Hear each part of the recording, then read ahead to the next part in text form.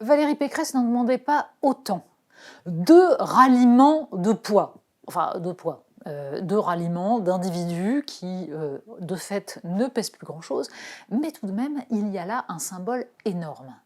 Manuel Valls, bon, ça, à la limite, ça surprend moins que Manuel Valls éprouve le besoin d'expliquer qu'il va, non pas s'abstenir, mais voter Valérie Pécresse au second tour des régionales. Manuel Valls a suffisamment godillé pour qu'on puisse n'être surpris de rien. Mais Jean Pauluchon, ça, on s'y attendait moins. Jean Pauluchon, ancien président de région, avant de se faire souffler la place par son petit camarade du Parti socialiste, Claude Bartolone, Jean Pauluchon, ancien rocardien, proche également de Dominique Strauss-Kahn, bref, un parcours, tout ce qui est de plus classique, au Parti socialiste. Et donc, Jean Pauluchon annonce qu'il votera Valérie Pécresse. Les castors ont changé de camp. Et oui, désormais, on fait barrage à la France insoumise, aux écologistes, bref, à tous ces gens qui vont mettre la région à feu et à sang. Bon, de fait, ce ne sont pas n'importe quels insoumis qui sont sur la liste de Julien Bayou. Julien Bayou lui-même n'est pas n'importe quel écologiste. Audrey Pulvar n'est pas non plus exactement l'incarnation du Parti socialiste tel que pourrait en rêver Jean Pauluchon. Mais il y a dans cette décision quelque chose qui met fin définitivement à l'espèce de fantasme d'une gauche unie qui pourrait marcher de concert et réitérer l'exploit de mai 81. Le programme commun, c'est très très loin. Les fameuses gauches irréconciliables dont parlait Manuel Valls, est-ce qu'elles sont là véritablement ou est-ce qu'il s'agit de dérives individuelles? C'est toute la question à se poser.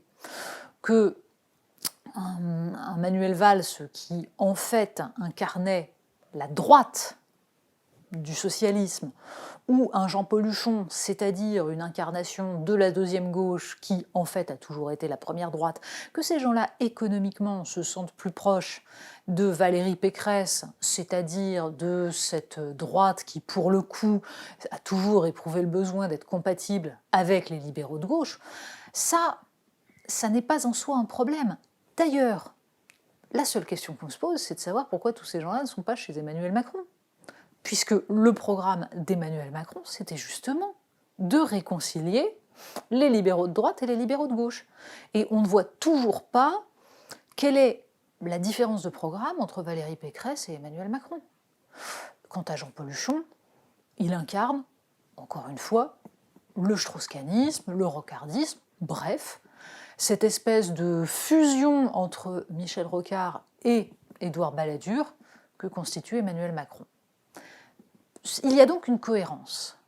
En revanche, ce qu'on pourrait presque considérer comme une clarification pose un problème sur la question de savoir comment va se recomposer le paysage politique et autour de quelle structure, dans la mesure où ce pôle des libéraux de droite et gauche est déjà incarné par Emmanuel Macron.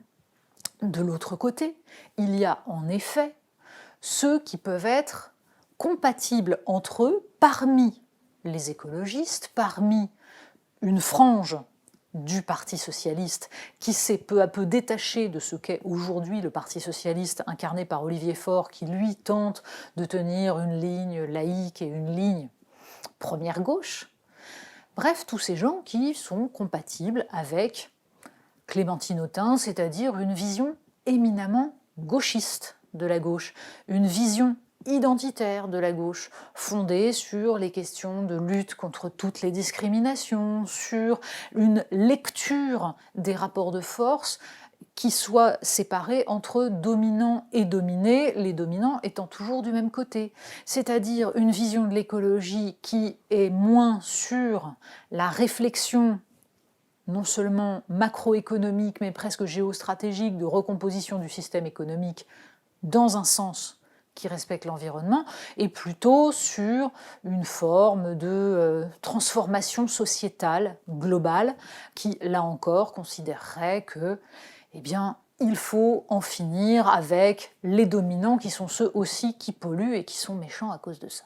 Bref, il y a là une conception souvent anti-universaliste, peu compatible avec ce qu'était la première gauche historique, républicaine, industrialiste, même si aujourd'hui elle peut porter des convictions écologiques, une gauche qui met le social avant le sociétal, et cette gauche-là est dans le trou noir, elle n'a visiblement pas d'incarnation, et c'est ça que révèle le ralliement d'un Jean-Paul Huchon à Valérie Pécresse, c'est-à-dire une reconfiguration, la fin d'une reconfiguration, mais qui laisse la gauche dans un état de délabrement total, avec deux pôles radicalisés et rien au milieu.